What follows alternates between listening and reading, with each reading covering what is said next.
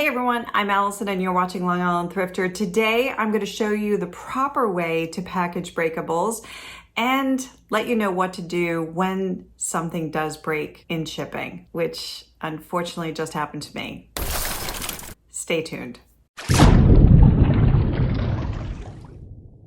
After 13 years of selling on eBay, something just broke. Lucky 13, I guess, right? If you followed me for a while, you know that I ship a lot of glassware. I know, I'm kind of crazy that way. I've never had a problem, ever. Nothing has ever broken. But I also pride myself on how well I package the things that I've shipped out. I mean, it's meticulous. I just received an email from the buyer of this beautiful 1970s heavy plastic faux stained glass tulip lamp. She wrote, "It showed up, you did a great job packaging, but FedEx shattered it. I've submitted a claim." There are two problems here.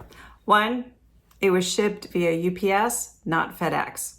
And number two, the buyer should never contact the shipping agent. They should just contact the seller who will file the claim. I had purchased the shipping label from Pirate Ship, not through eBay, adding yet another layer of bureaucracy to this situation. I have to say eBay was great, and I contacted them pretty quickly to let them know what happened so that I could have that documented. Now, my mistake, I then contacted UPS since the buyer had opened the claim with them directly. In retrospect, I should have contacted Pirate Ship since I bought the label through them. But I think this actually all worked out fine in the end. It did. The buyer and I kept each other updated with any information from UPS, and I also asked her for additional photos. UPS is a tough company to actually get to speak to a human being. It really is. After several attempts trying to speak with one, I finally got through to the claims department. Online, the claim was in progress, and then it showed denied. Initially, the pictures the buyer sent UPS, well, they were basically crap. And the claim was denied pretty quickly. While I chatted with Daniel in the claims department at UPS, he looked into it and determined that the claim was denied for improper packaging. Don't insult me, UPS. Come on.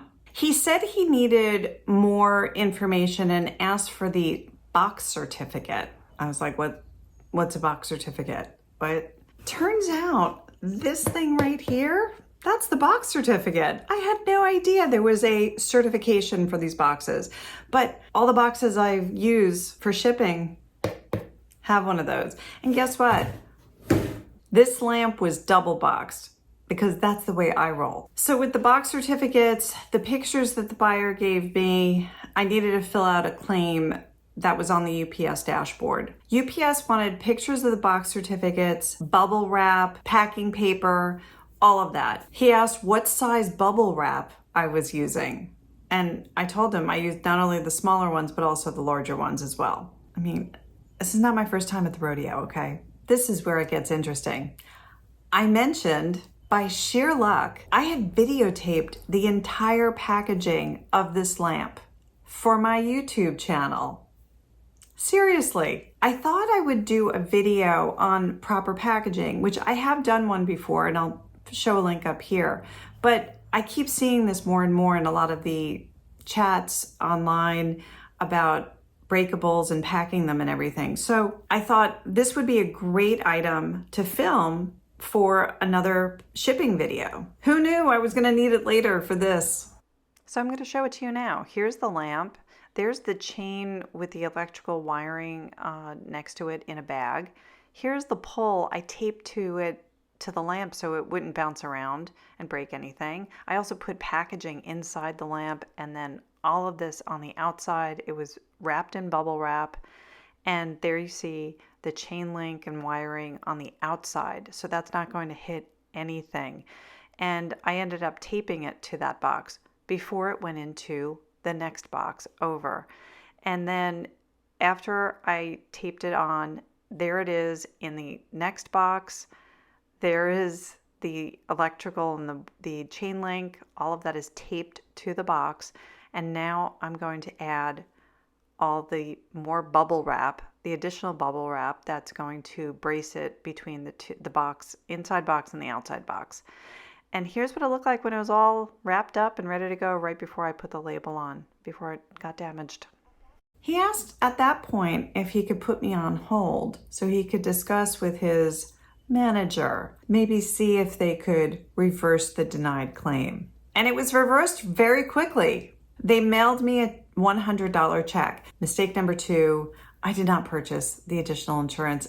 It literally was one of those things. 99% of the items I sell fall under $100. I flaked on that one, and I should have bought at least another $50 more, but I didn't. In the meantime, I also contacted Pirate Ship, which you could only deal with via chat. That gets a little annoying too. Even though I explained that the buyer initiated the claim directly with UPS, they did slap me on the hand for not contacting them immediately. By the way, they use an excessive amount of emojis, which can be annoying AF.